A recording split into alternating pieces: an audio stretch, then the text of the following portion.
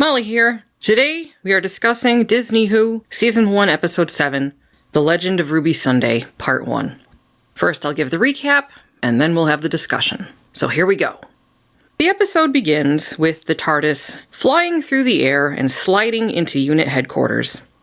A lot of the same people are there who we saw in the final 60th anniversary special, with a few new faces. The door to the TARDIS opens, and the Disney Doctor comes out and shouts, "Give me the lovin'!" And Donna's child runs up to him, arms wide for a hug. He introduces Ruby and says, 2 different shades of red.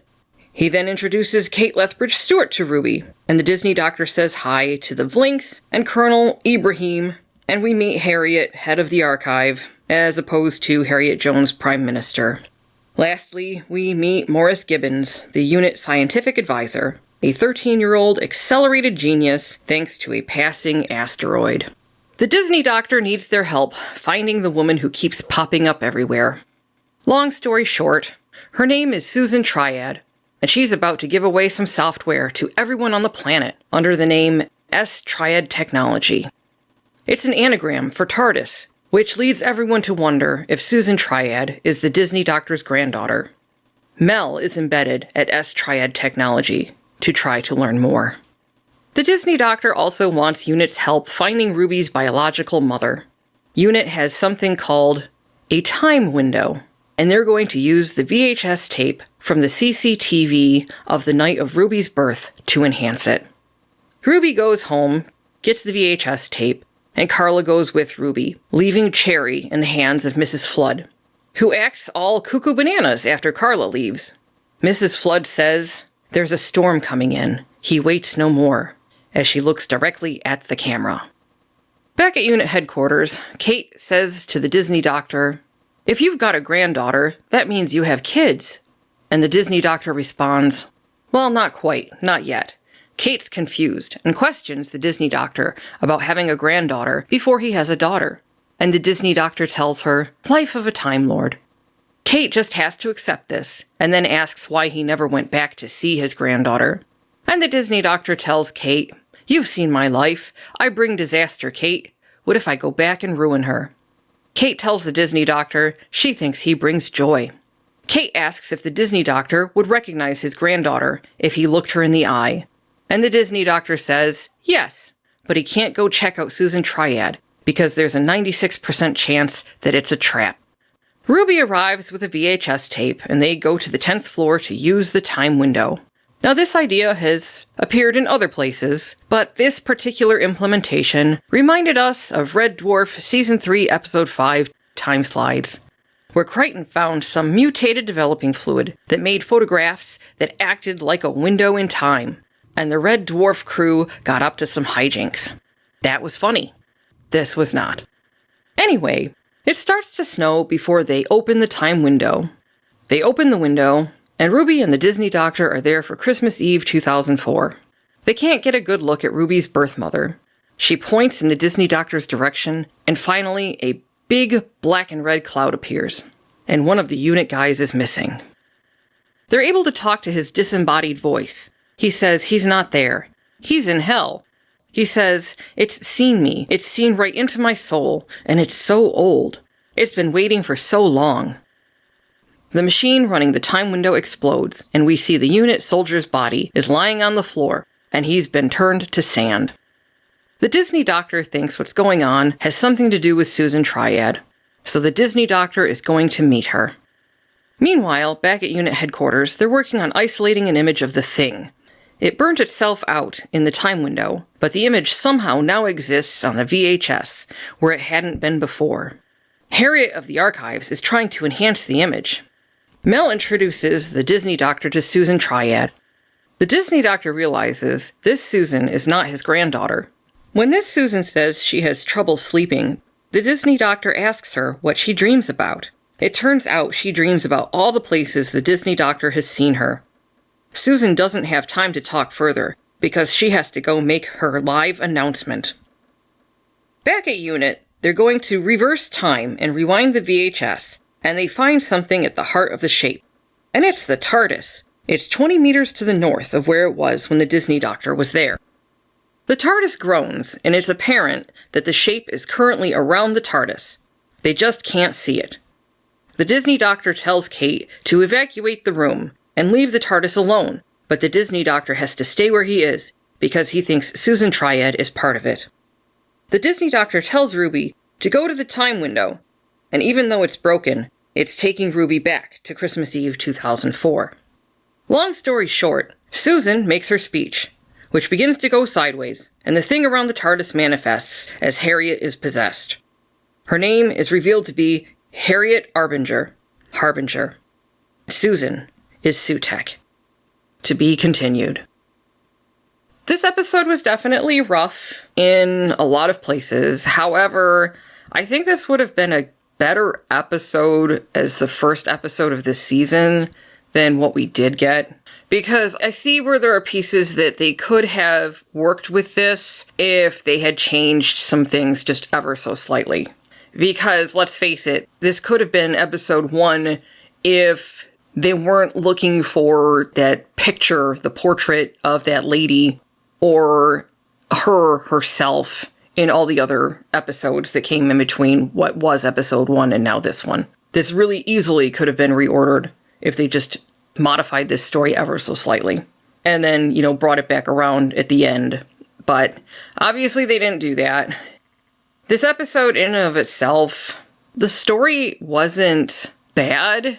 It was just incredibly convoluted and not very well explained.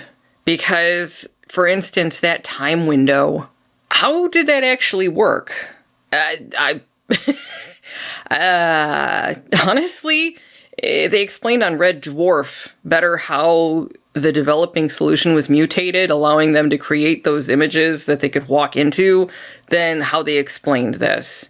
The biggest crimes with this particular episode were just crimes of shallow writing, for the most part, and not thinking things out very well. This felt really like a first draft that didn't get a whole lot of attention paid to it after that first initial writing. But that's just my opinion on that.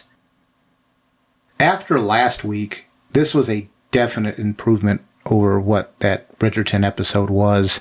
In fact, as we were watching it, and then afterwards, Molly and I had some talk about this whole unit setup with Kate and the rest of her crew under her, this could be a spin-off series. And I'm starting to wonder if it's going to be, because this could spin off into like a Torchwood, but meant for kids. So like a Torchwood and Sarah Jane Adventures get combined together. I might be okay with that. For me, it would have been more useful if I would have gotten to know this unit crew more than just that 60th anniversary stuff. Because I was telling Molly that I wish that they would have done what they did with John Pertwee back in the 70s, where he was stuck on Earth, so he was working with UNIT, and that's pretty much Pertwee's entire run up until the very end. Then his TARDIS was allowed. In narrative, they had him locked down to Earth, the Time Lords did, but the stories themselves were him working with UNIT for Earth-based dangers. And had they developed these UNIT characters throughout these 8 episodes, the stakes would have been much higher for me. Because what it was we saw them last when they captured the toy maker in the 3rd 60th anniversary episode. And then we briefly saw Kate in that 73 yards. But since that didn't count, that was an alternate reality, I guess. We didn't really see Kate and her crew again until this episode, 7 episodes later. There was a disconnect there. That being said, I think this would have been a good first episode, and I agree with what Molly said, and I'm going to go a little bit further. Because even though this episode wasn't perfect, if this was the first episode of this season, we probably would have said, well, there's some rough spots around the edges here and there, and, some stuff here that was a little bit goofy. But this was an episode where they took the material seriously. And I think that's what really got me to enjoy parts of this episode. The Devil's Cord, if we remember, they briefly, when the Disney doctor and Ruby were on the roof, and they were pointing in a direction, and the Disney doctor said, "I'm over there in a junkyard with my granddaughter." And then Ruby was kind of surprised by that. They introduced Susan just a little bit in that episode, but I mean just like a throwaway couple of lines. But the Devil's Cord, that was campy, underperforming material. And I think that's part of the problem, was that first episode was Space Babies, which, although they treated as seriously as they could, the concept that they had set up in that episode was so ridiculous. A snot monster and a bunch of talking babies in prams, that you couldn't really treat this as a serious introduction. And then the Devil's Cord, that was some sort of campy, comedic thing. But this episode, if it would have been introduced first, I think it would have told everybody, here's what we're capable of doing this season, just give us a chance. And then obviously they would have had to pace out the story a little bit differently and take out pieces here that were trying to be resolved in this episode because they hadn't started it yet. So for me, at least this felt like they were trying to make a Doctor Who approximation of an episode. This felt like it could have been a Doctor Who episode or something strongly affiliated with Doctor Who. And I'm going to give credit for that because I think that effort was there to try to do this. They clearly can make episodes that feel like Doctor Who. For some reason, they don't choose to do it, but they can. But then, as the story went on for me, it just started falling apart. Or as an adult. Now, maybe as a kid, maybe a child would have enjoyed this whole episode other than not knowing the reference to what Sutekh was. Because that's a reference to the 1970s Tom Baker serial, Pyramids of Mars. And I think that was stuck in there for this episode, effectively an Easter egg. Obviously, they're going to build on this entity for the next episode. But did it really need to be Sutekh other than to bring in already chased away older Doctor Who fans? And that's the part I don't get. Why put this reference to Sutekh in this from a Tom Baker era if you've scared away most of your audience? And the meme going around about touching grass, you scared them all away, and then you put in the Sutekh thing at the end? All I can think of is maybe they think they can abuse their fan base, and then they'll throw in a few little Easter eggs, and they'll bring them coming back?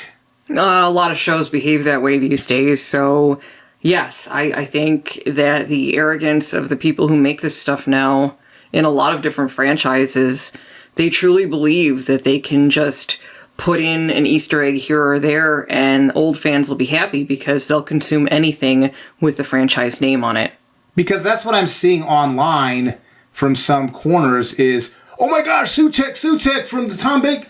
Okay, but did you listen to the dialogue that was presented for like the last 5 minutes of that episode that we just watched? Because the more it got toward the end, it just got kind of like, what the heck is this? And that includes the way this whole time window works. Because the concept of the time window seemed kind of cool, but I didn't really understand how it works.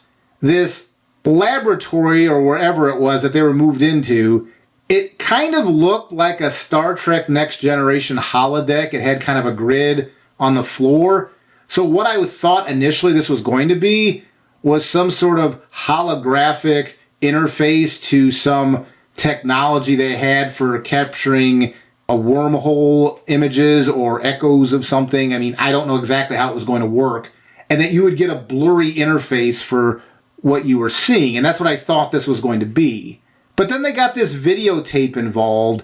And I realized this is such a trivial thing. But they had the videotape later on, like rewinding because they were going backwards with it. That videotape is from 2004. Wouldn't you have made a digital copy of that before you did anything? Because you're going to be stretching that tape, and maybe for our younger viewers, they don't know how videotapes work, but it's a magnetic tape that you're pulling through these heads in the machine, and these reels are like yanking it through the other side. So you're pulling that magnetic tape. Pulling and rewinding some tape made in 2004, that would have been a very big danger. And I know this because I've got some home movies that are on VHS tapes that I've been slowly converting over to digital, and I've got to be extremely careful when I'm playing those tapes because pieces of them can snap, and then you have a piece of damaged tape. And my hope, it hasn't happened yet, that a complete rip doesn't happen, because then I'm in big trouble, and it goes back to the old 8-track tape or cassette days where you had to take Scotch tape and tape it together. Anyway, so that was to me a little bit weird. And then the way they were playing this, the time window had burned through that, but now the image is appearing on the VHS tape itself. What are you talking about? I mean, what that reminded me of, and this is probably going to offend some people who are listening, but Stephen Moffat, when he reintroduced the Weeping Angels, he had this, what I thought was a ridiculous concept of, if you recorded a weeping angel, it would creep into the corner of your eye and take over you and blah, blah, blah. And I thought back then that was ridiculous, and I thought what they were doing here was ridiculous. So the concept of what they were doing here, I wanted to get behind, but toward the end, the implementation, it was getting really, really, really, really hard to keep suspension of disbelief going. Especially when I heard that videotape being ground backwards, and then when we turned on the subtitles, and they actually had in the subtitles tape rewinding. And I'm thinking, you're going to wreck that tape, you keep doing that. And even initially what I thought they were going to do, because they wanted to clean up the image of that closed circuit camera. So what I thought they were going to do was bring it into their computers and have some AI enhancement like we have now, commercially speaking. And that would have made more sense to me than what they did do. The effect they did do was kind of cool. It's just I didn't know how it was supposed to work. And as Molly mentioned, that's the first thing that came to my mind was that Red Dwarf episode. Because how does this work? I'm okay with the idea of this because I was telling Molly after we watched it, there was a Next Generation Star Trek episode called Identity Crisis. And I didn't like the majority of the story, but what happened in the episode was they had a recording of an away mission, and Geordi was replaying it on the holodeck. And he was trying to figure out what was happening, and he was moving around and removing people from the image. And it turned out when everybody was removed that there was this weird shadow that was being cast. And so he was trying to figure out, well, what was casting that shadow? That was similar to what was done here. I'm not saying they ripped it off or anything. I'm just saying I was on board with that sort of concept. But that time window, Molly made this joke.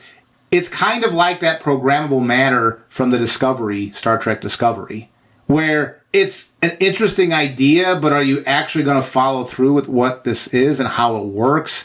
And they didn't. So I don't know how this time window worked when Sutek was invading that time and then this time, and I don't understand.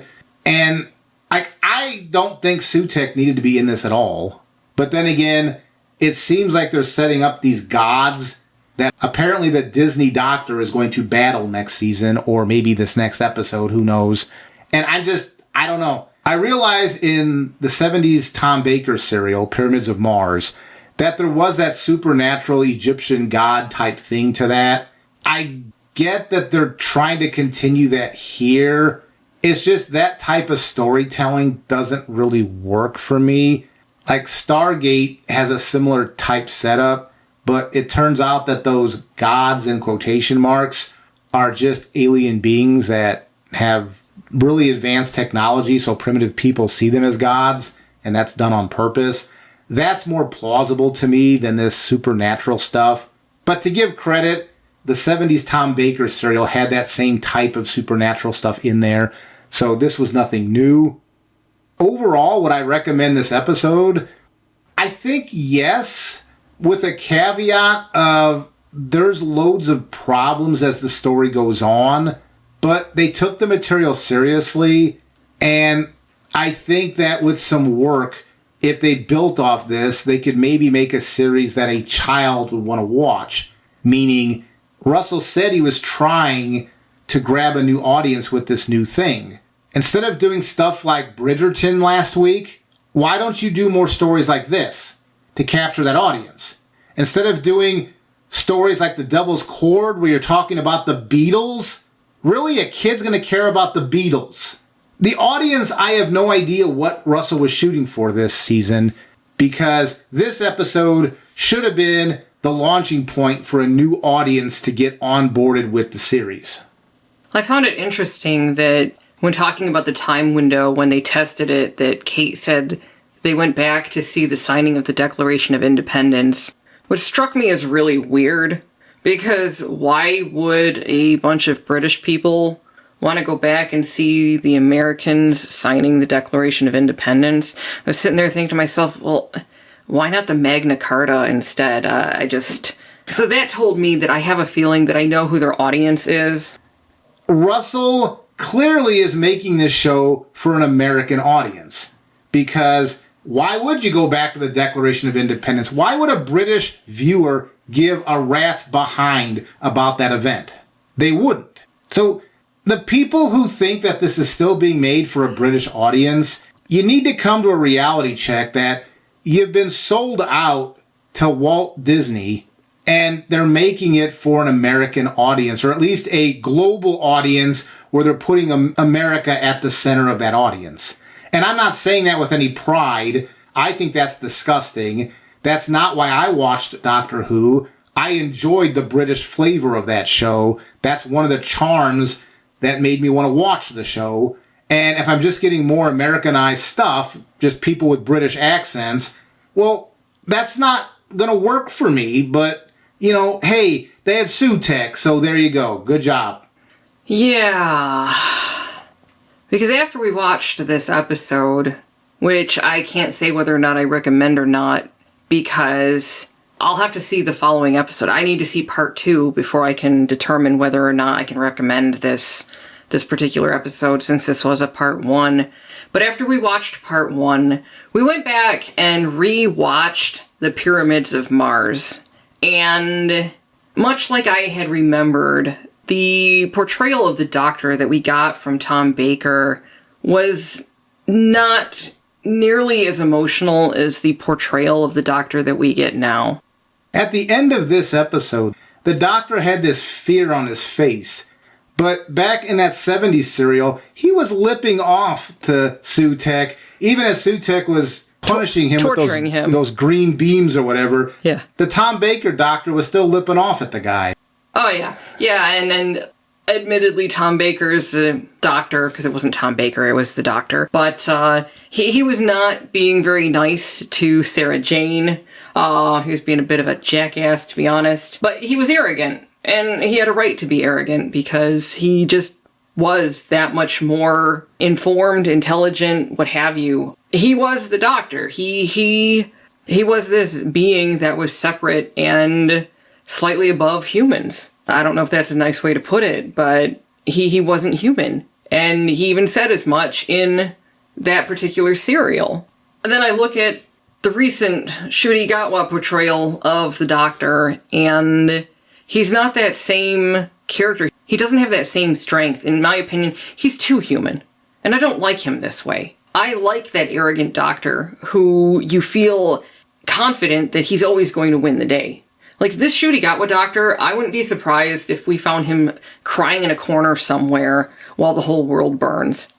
I don't like the way the Doctor's being portrayed now. And it's not because of Ncuti Gatwa. I mean, I can go back and say I didn't appreciate the portrayal of the Doctor that was written for Colin Baker either.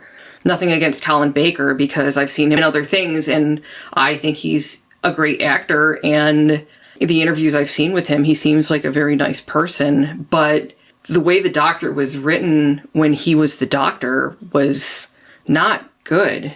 You know, people make excuses, oh, well, something went wrong with the regeneration, whatever. No, I didn't like that portrayal of the Doctor. It doesn't matter why he was written that way. I didn't like it. And I don't like what they're doing with the Doctor now either. What is Ncuti Gatwa's Doctor's personality? The only thing that I can say is he's very emotional. Whether it's anger because he punched a wall or an elevator or something as he was upset about, I guess, that military guy dying. And then you see fear in his eyes all the time, and then he cries a lot. Yeah. And what I don't get is, I thought the whole concept of this bi-generation with David Tennant's doctor, or David Tennant Part 2, I thought that the David Tennant doctor was supposed to have all that guilt, all that negative stuff of all he did. And Ncuti Gatwa's doctor was supposed to be this chance for the doctor to reinvent himself. But it seems like Ncuti's carrying around a lot of something around. He's way overly emotional. So did this bi-generation split not take all the negative out of the doctor? It's still some of that's in him? Because that's what I don't get. There was a nice exchange between Kate and the Disney doctor about Susan. And it was a low-key, very calm, very rational conversation. I saw that, and I also said, so Ncuti Gatwa can portray a more contemplative character. They're just directing him not to do so. Because I don't know, this Disney doctor that's being portrayed by Ncuti Gatwa, this almost seems like a regeneration that's gone badly. The argument that some people make about Colin Baker, and they also say that's why his suit didn't match, was because it was supposed to represent that there was a problem there, the discord that was happening. But I would argue that Ncuti Gatwa's doctor seems as conflicted as Colin Baker's doctor. Leave in the comments if I'm misunderstanding what they said about the bi-generation, but I thought that David Tennant was supposed to keep all those negative parts of what was weighing the doctor down, and I thought Ncuti was supposed to be the new happy start. That's what we were led to believe, but clearly that's not the case because he certainly isn't being written that way. I agree with you, Molly. Overall, I want to wait and see what they do the next part. But I'm just saying, as a child episode, because I was thinking about this, I don't think there's anything in this episode that I wouldn't want a 10-year-old to watch. It's a bit scary toward the end when Sutek is coming through, but Doctor Who has always been, for its time, scary. You look back now and you see bubble wrap and go, that's not scary. But at the time, it was scary. So this was the first episode, I guess maybe Space Babies, but that had all that messaging about, I don't know, birth control, abortion, immigration. Like, Space Babies had all that stuff that was just all political crap. This episode, I didn't really detect any of that in this. So this is probably a good episode for you to watch with your 10-year-old, because I don't think there's anything in here that would be offensive, and it actually does feel a bit like Doctor Who. It reminded me a lot, like you said, of the Sarah Jane Adventures, when they were using Mr. Smith, the computer. The way that they were treating their computer systems during this episode felt a lot like that. That being said, yeah, I didn't really find anything in here that would be objectionable to show to kids, but what would their interest in Sutek be? Like, they wouldn't know who that is. So, like we started out saying, like, I don't know who this was written for. Maybe it was trying to please both children and returning viewers by including Sutek. But like you said, they scared them away. Yeah. They spent the entire rest of the season trying to shake off old fans. Even bragged about it in media stuff. Yeah. So, I don't know. Like I said, I'm just going to have to wait and see what happens in this final episode, because they could pull something together there that ties in well enough with this episode to say the rest of the season wasn't so good, but they pulled together something enough at the end that I can see this maybe turning into a halfway okay kids show for the next season. But this season really isn't worth watching again. But we'll just have to wait and see what happens. They had a B-52 song in this episode. They licensed at least I think she was lipping over the words, right? The Sue lady. Oh, yeah, it was her intro song as she was running into her live, her live announcement to an empty auditorium. So I'm just going to say, B-52s, kids would not know what that is, but they licensed that. They licensed the B-52s, they licensed Kylie Minogue, and maybe Lady Gaga, although it was just the melody last week, so it wasn't such a big deal. And Billie Eilish, it was the melody of the instruments. They licensed all of that or some of that, but they couldn't get even the beginning of a Beatles song for the Devil's Chord. And yes, I'm not going to let that go, because that second episode, it revolved around the Beatles fixing the problem. And you have a kids' audience that only knows the Beatles from maybe Grandpa talking about them. So you had an opportunity to introduce them to music from the 1960s, and you wasted that. But you'll introduce them to the B-52s, that's fine. Or Kylie Minogue, okay. So that's just going to bother me, because they're introducing older music into this series, yet they couldn't do even just a few notes in that Beatles episode. Yeah, I'm going to have trouble letting that go when they keep licensing lesser crap. I mean, I'm not trying to be a jerk, but I don't really care about the B-52s. I think Love Shack is the only song of theirs I remember with any sort of relevance, and that's just because they played it over and over again on MTV.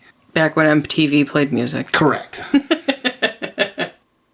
Like I said, just have to wait and see what happens next week so that I can make a final determination on this episode. So far, it wasn't horribly offensive, but the story was messy and needed some edits. And the doctor is not the confident, stoic doctor that I prefer. But again, that's a preference thing. Anyway, what did you guys think? Leave your thoughts in the comments below. Take care.